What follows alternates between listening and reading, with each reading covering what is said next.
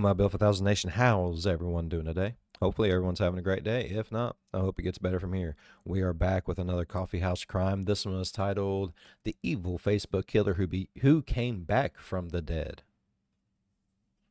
Evil Facebook Killer Who Came Back from the Dead. Zombie. I like zombies. I really do. Love it. Got some zombie merch over at the store. You should go check it out. Links in the description. Also just dropped some new merch too. Go check it out. Some good stuff. Good stuff. All right. Let's go ahead and get into today's story. Go ahead. Turn them lights down low. Put on something comfy, cup with something special. Let's get highly concerned for the living dead. Using a series of fake Facebook accounts, Thabo Bester became a notorious con artist who ultimately turned. Hold on. We're gonna. Using a series of fake Facebook accounts, Thabo Bester.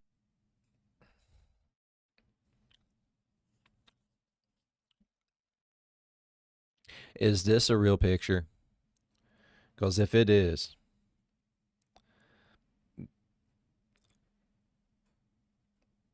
that just don't look right. Where's his ears, bro? This motherfucker ain't got no ears. That's what's wrong.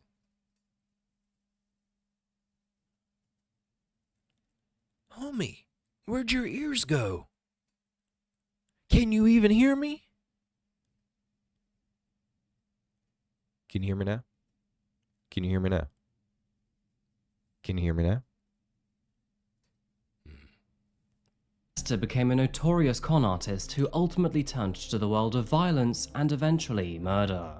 And although he was finally convicted for his numerous crimes, an underground network of fraudsters and even celebrities would help him escape, paving the way to yet more lies and deceit. So, who was Thabo Bester? What support did he find behind bars? And how would this story end? I don't know, but motherfucker ain't got no ears. Welcome back to Coffeehouse Crime, folks. My name is Adrian, and today we're looking at the highly requested case of Thabo Bester. And let me tell you, this story never seems to end. By the way, Coffeehouse Crime is all about true crime, strange and chilling stories, and the best way to support me is by subscribing to the channel. So, if you're hopelessly addicted to dark stories or simply like coffee, then please subscribe now. Oh, and also... And if you simply like coffee, you should go over to the Bill for 1000 store and check it out. We got all kinds of coffee mugs, coffee cups, camping coffee mugs. There's a lot of shit. Designed everything myself too. So, did you know I've got a very big project coming up soon, but I can't actually tell you about it because it's classified. Saying that, if you want to be the first person to hear about it, then please sign up at coffeehousecrime.com. Anyway, with all of that out the way, please grab yourself a coffee, pull up a seat and get ready for the deep dive. This is the case of Thabo Bester. Bro, I always got my coffee on me. You know it.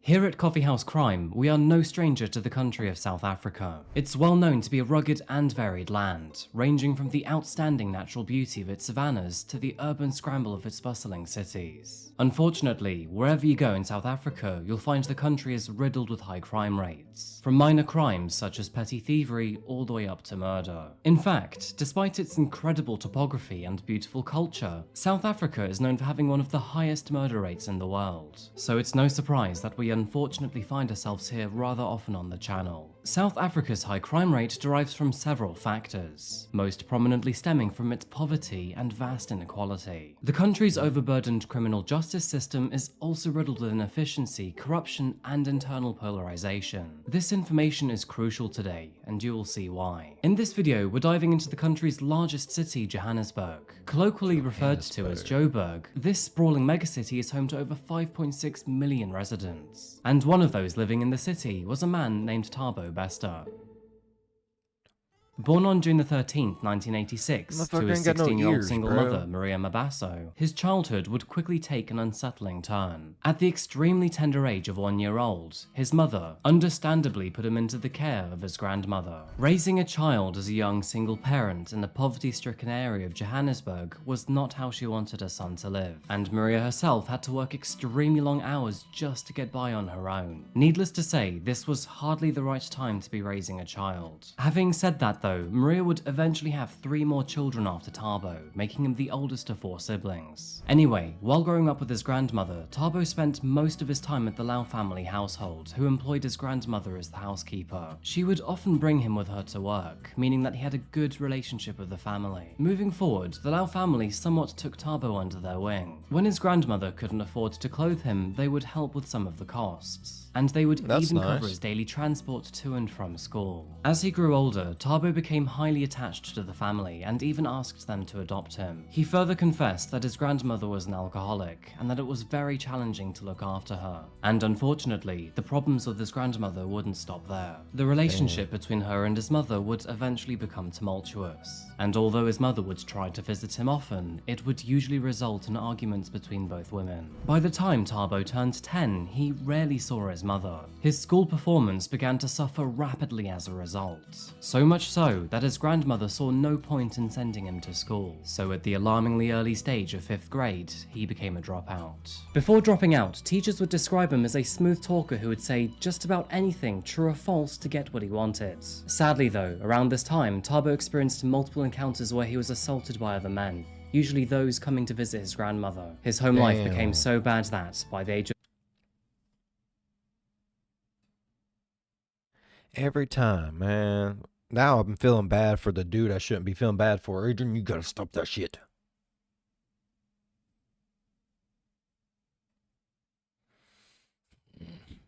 of 12, he abandoned it to live on the streets, and shortly after, his grandmother passed away. Thabo became radio silent after this, and nobody could figure out where he went.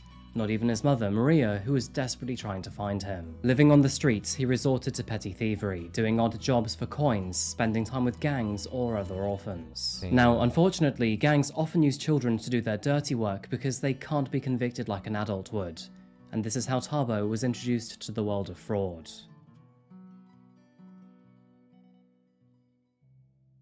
Thabo would often charge fraudulent checks and scam elderly women out of their money. Now, this behaviour dominated his life as a teen on the streets. But at the age of 17, this would eventually catch up with him in the form of handcuffs. After being arrested for charges of fraud, he received a relatively short sentence of 6 months behind bars with thanks to his age. And after being released into the custody of his mother, he soon took to the streets again to live a life of crime. Although he Why? spent most of his young life on the street, Ain't that why he started acting out in the first place? Was because he couldn't be with his mommy?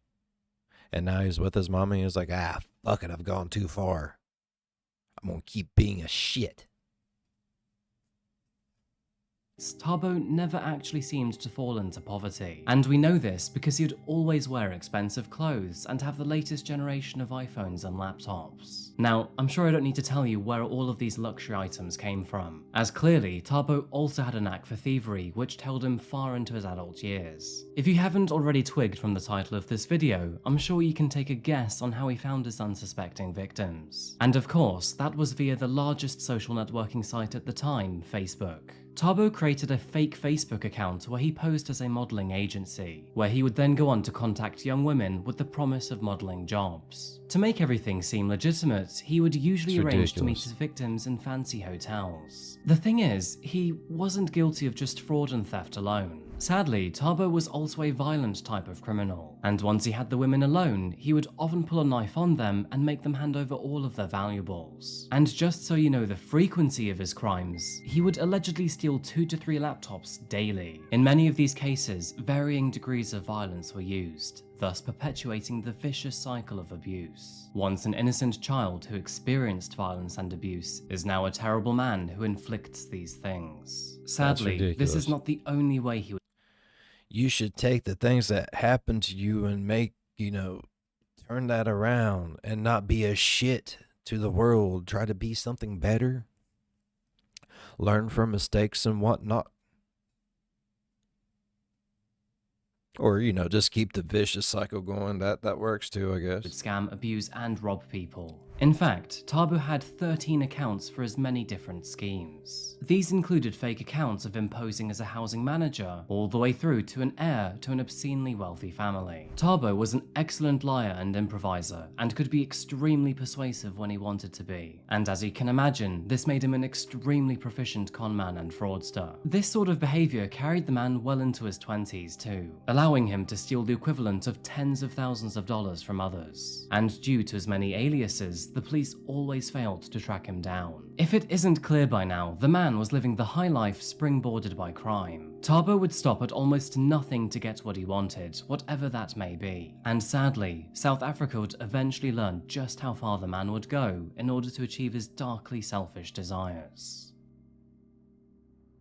September 21st, 2011. Found north of the city lies a chic residential coastline See, I named just don't trust Sunset him. Beach. He don't have And no thanks ears. to its beautiful location, several small hotels are dotted along the shore. It was on this morning that Thabo approached a receptionist working at one of those hotels. The man claimed to be a guest from one of the rooms and told them that he had to leave early on important business. Saying that, he also highlighted that his girlfriend was still in the room sleeping, and he asked them not to disturb or wake her until after 2 p.m. Not seeing anything suspicious about this, the receptionist accepted Thabo's comments before watching him leave the main lobby. However, as the time approached mid-afternoon, nobody was seen leaving the room. With growing concern, the front desk employee asked the manager if she could take the keycard in order to check in on their guest. But after knocking on the door several times, there was no answer. Taking matters into his own hands, the manager opened the door to see what was inside. And after he did, he was met with a dark and harrowing reality. Lying face up and Death. half-dressed on the bed was the deceased body of a woman, and she was staring at him with a vacant gaze. Now, it was rather obvious that she was stabbed in the chest, and this was likely the way that she'd passed away. But who she was anybody's guess. And whoever that man was at reception early that morning, nobody knew. It wouldn't take long to identify the woman. Having checked into the hotel under her real name, authorities learned that the body belonged to 26-year-old Nomfundo Tyhulu, a young model who lived nearby in Johannesburg. By now though, Thabo was long gone, and although he had bought himself some time, the police soon identified him as their primary suspect. But Oh, yeah. how exactly did the pair know each other? And was this another one of Thabo's scams? Well, as it turns out, the Was pair it? actually initially met in person. It was back in January of 2011 that Thabo he met popped up. Nomfundo while she was working at BMW in Sandton, Johannesburg. The pair hit it off and exchanged numbers rather quickly, and whether this was true romance or just in Thabo's better interest, we will never actually know. Even after moving back to Cape Town, the two kept in regular contact, and eventually a romance blossomed. I mean, we all know that Thabo was trouble, but we also know that he was rather deceptive. And so it's no wonder why Nomfundo felt quite safe in his presence and didn't realise he was dangerous. And so, after months of a long-distance relationship, the two eventually decided to meet in a hotel in Cape Town. And, as we know, after this, Nomfundo's circumstances nosedived in an instant. Although Thabo was now in hiding, police knew how to coax him into broad daylight. All they had to do was play into one of his scams. I'm just waiting for this dude to die and come back as a zombie, because it's in the title. Who came back from the dead? Only 2 weeks after Nomfundo's death, Thabo was back to business as usual. But just 1 month later, in October of 2011, officers finally caught him in the middle of one of his schemes, thus bringing down a notorious fraudster and murderer, and revealing the details behind Nomfundo's death. As mentioned before, the two had been messaging each other for several months, and after arranging to meet in Cape Town, the two planned to spend some quality time together. Unfortunately though, instead of flirting, the two began to argue while at the guest house, with the topic being Thabo's ex-girlfriend. With the argument escalating, Thabo grabbed a knife from the small kitchenette, and after realizing what he was doing, Nomfundo fought back to gain possession of the knife. Tragically, Thabo had the upper hand and ultimately stabbed her in the chest, and despite her being gravely wounded, he refused to help Nomfundo. Instead, he tried to interrogate her for the passwords to her phone and laptop, and only after she succumbed to her injuries, he took all of her valuables and fled the scene. Thabo's actions show how little he valued the lives and well-being of others, which is one of the many reasons why this case became so notorious in South Africa, and headlines calling him the Facebook killer were seen everywhere. Despite the grisly details, Thabo would go on to deny any intention in killing Nomfundo, and an interview with Thabo shows him speaking alarmingly casually about her death. And I feel that my rapes, especially the rape, because the murder, I feel that it was just a pure, we fight over a knife, somebody gets stabbed in the process, and it was not, if I wanted to stab her, I could have killed her in Durban, I could have killed her the first night we got to Cape Town. So that was not my intentions at all. If I wanted to kill her, I could have got her into Mthatha, where there's much less people, and got her into a bush BNB there and killed her there. So my intentions was never to kill anyone. My intentions were, with her, was straightforward. I liked her, and things got twisted whenever they got twisted, and we had a fight. The knife got out of hand. She got stabbed. I got stabbed in the process. I tried to stop it, and there's no one in this world. And there's a knife involved, and I'm wanted by cops. If I went to the cops and said we had a fight, she got stabbed in the process, no one was gonna believe me. So that's the first thing, because I thought of that. That was the first thing to do, obviously, wake up the owners of the BNB and let them come, and then call the cops and get an ambulance there. But I thought if I do that, it's like me saying, okay, I did the murder. You understand? The story does not end here, by the way, but in case... Sadly, yes, and sadly, no. I understand, but you did it. Like, it'd be different if, like, you walked in and, like, she was bleeding to death, and you walked up and you was like, oh my God, and you know, grabbed the knife, moved out the way, and was like holding on to her blood, and then next thing you know, your hands are all over the fucking murder weapon. You're covered in the blood. Your fingerprints and feet are everywhere. That situation I can understand running, but whenever you actually did it, best thing to do was own up to it. Let the investigation, you know, play out. Take your punishment to the chin. I mean, that there's nothing else you can do in that situation. Cases like these, where the killer seems so profoundly evil, it can be easy to lose focus on the victims. Nomfundo Tyhulu was a beautiful young woman who grew up in a close-knit and loving family, which she sadly leaves behind. And although she was preyed upon by a monster while working a sales job to get by, her passion really was in the world of modelling. She joins the long list of female victims of domestic violence in South Africa, which sadly is an ongoing national epidemic in its own right. Moving into the legal proceedings of this case, I'll keep things short here, because we have some rather insane details still to cover in this video. After being arrested in Durban, authorities were quick to build a case against him, which comprised of murder charges and 2 counts of assault. And after a year of preparation, pleas and negotiation, Thabo Bester pled guilty to all charges laid against him, in order to save himself from the death penalty. Ultimately, Thabo Bester was given a life sentence, plus an additional 25 years for robbery, theft and fraud. And after his sentencing, he was officially imprisoned in the Mangaung Correctional Facility found in Bloemfontein. And here, Thabo would remain for many years. And as the years passed by, Thabo tried his very best to behave. Being the conman that he was, he did such a good job at convincing others that he was reformed, that in the year 2013, his sentence was reduced to only 30 years. A far cry from the life sentence he initially received. Now famously, not much happens behind bars, but it became evident that, somehow, Thabo was still actively connected to the outside world. In the background, he once again created several fake accounts to organize a fraudulent building company. This would be with the help of so-called celebrity doctor Nandipa Magudumana, a friend that had known Thabo from her years in university. It's kind of crazy, but she was a well-known and respected doctor on social media, accumulating more than 150,000 followers on Instagram and almost 14,000 on Twitter. On both of her profiles, she flaunted herself as one of the top 20 most influential young South Africans in 2018, which is actually quite the achievement.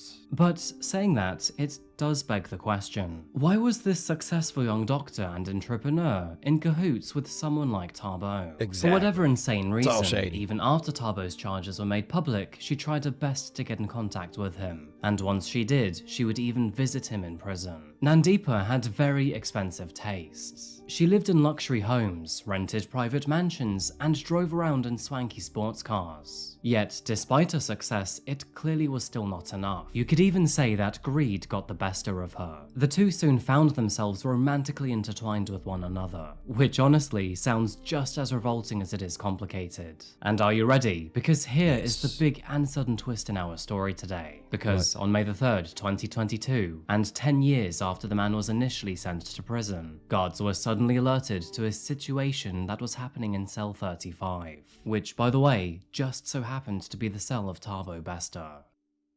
Okay. Inside number 35, guards horrifyingly discovered a body. Thabo Bester had been burned and charred beyond all recognition, and once the smoke was gone, it appeared that he had taken his own life. With a rather distant family, Nandipa came forward instead to identify his body. She claimed to be his customary wife, and therefore that it was unnecessary for his family to claim his remains. A family that, apparently, hadn't heard or seen Thabo in a very long time. Then one day, when my mother's already buried, I don't know about Thabo. I'm looking at the TV. When I'm looking at the TV, there's Thabo. He's in Cape Town. Now Thabo knows in Cape Town. I don't know Cape Town. I haven't got family in Cape Town. And then they say he must go life sentence. I don't know. He murdered his wife of what? I don't know what was it. And then we got shocked. Me, I get a stroke. Stroke. And when I finish, I have a stroke. I go to the hospital. Hi, Thabo's in jail. I send my second born, Thabo's sister, to go to the prison here in Joburg to go look for him because me, I can take it. And she go there. And then when she come back, she said, hey, Mama, Thabo's there. I asked him why he do that. He said, no, he wasn't right. Why he wasn't right? Now he's right because he did it. And then this is the last time. And my child died. Your other child? Hey, the lady. Now, surely that's the end of our story, right? Thabo is dead, the body's been identified, and there is a small sense of justice for Nomfundo. Well, actually, you'd be sorely mistaken to think so. He's a zombie. With positive identification of the body, authorities almost didn't bother to do any sort of DNA analysis.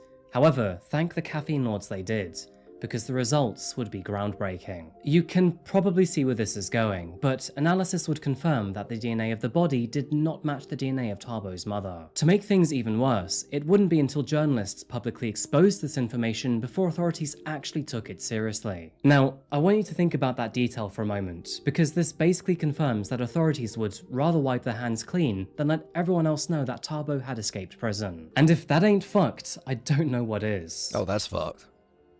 That is definitely Instead, fucked. journalists and the public alike rallied in assuming that Thabo Bester was still alive and somehow, with the help of accomplices, managed to escape prison. And now, terrifyingly, he was back to living his life amongst the free people and could reoffend at any time. In fact, this picture, which was captured 2 months after his supposed death, and in none other than Sandton, which is where Nandipa lived and worked, shows a man bearing a striking similarity to the escaped criminal. The journalism side would also go ahead and publicize the autopsy report, which was made on the charred remains found inside cell 35. The report would confirm that the skull of the deceased man was fractured, and that they had died of blunt force trauma to the head before being burned. Not only that, but the body was found to be 145 centimeters, while Thabo stood at more than 170. For you Americans, that's 4'9" versus 5'7". Through rather minimal detective work, it became quite obvious that this was not their man. So, several big questions remained. First of all, who was this victim? And second, how did he get into prison in the first place? It sounds like a fucked up After movie. significant DNA testing, really the body do. was identified to be 33-year-old Katlego Bereng Mapolo, who had died shortly before due to an accident in the city. It was also confirmed that he was supposed to be stored at a government-owned morgue. Now, obviously, his family were distraught to learn of the news. And as for the rest of the country,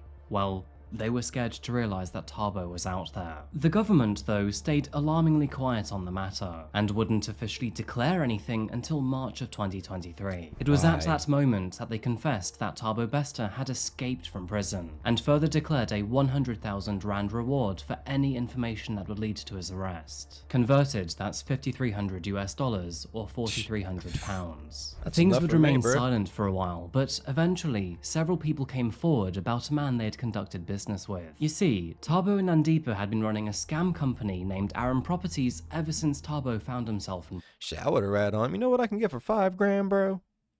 Not a lot, but I'd like to find out. prison. And now, with the revelation that he was indeed alive, his clients became suspicious. But by the time officers became privy to this information, Thabo and Nandipa had vanished. A service announcement was shared across all police departments nationwide, but sadly, it was too late. Our two criminals had fled the country.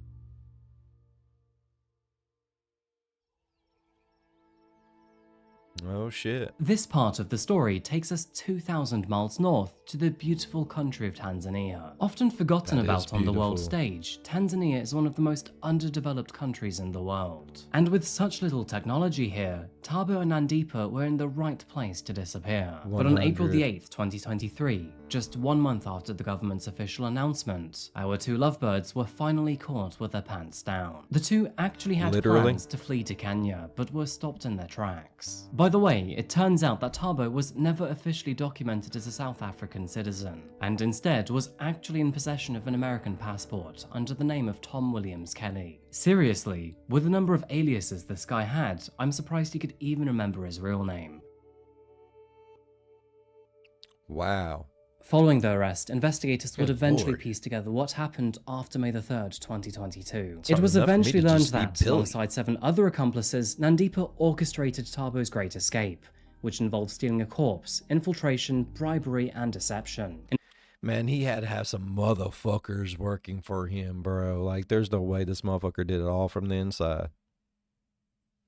He was pulling some strings.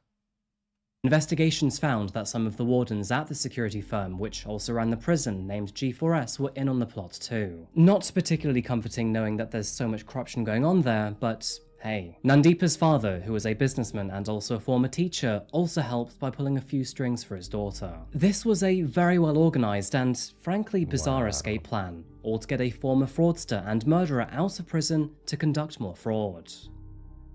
In the midst of the panic and commotion, Thabo managed to sneak out of the prison while dressed as a security officer, fully equipped with a uniform and a fully functioning card. His girlfriend, Nandipa, then picked him up. Upgrading his living situation from a prison cell, he then went on to live in her luxury rented mansion in the Hyde Park area of Sandton, which of course can be found on the outskirts of Johannesburg. From here on out, he lived an exuberant lifestyle, filled with luxurious sports cars, gourmet food and designer jewellery, all funded by his many fraudulent businesses under yet more falsified names. And although the authorities were aware of the DNA mismatch, no further progress was made until a journalist's public expose. Thabo was spotted only 2 months after his escape, shopping at a Woolworths in Sandton, confirming that he truly believed he had gotten away with everything. However, his real mistakes was trying to cross national borders after his arrest warrant was issued. Of course, at this time, his face was on the front of every newspaper across Africa. Now, moving into the second set of legal proceedings in this case, things are quite hazy to say the least. Thabo was already charged with the murder of Nomfundo Tyhulu and 2 counts of sexual assault, and so his life sentence that was previously reduced was now fully reinstated. And Hell it yeah. might seem obvious to say this, but he was then transferred to a higher security prison found in central Pretoria. His accomplices would be the real ones to stand trial this time, including his girlfriend Nandipa Magudumana, her father Zolile Cornelius Sekalini, and Senoe Matsoara, a former guard at the correctional facility. With all of this happening just last year, their trials are yet to begin or conclude. But it turns out that Senoe had been distributing bribes to other employees in order to aid in Bester's escape,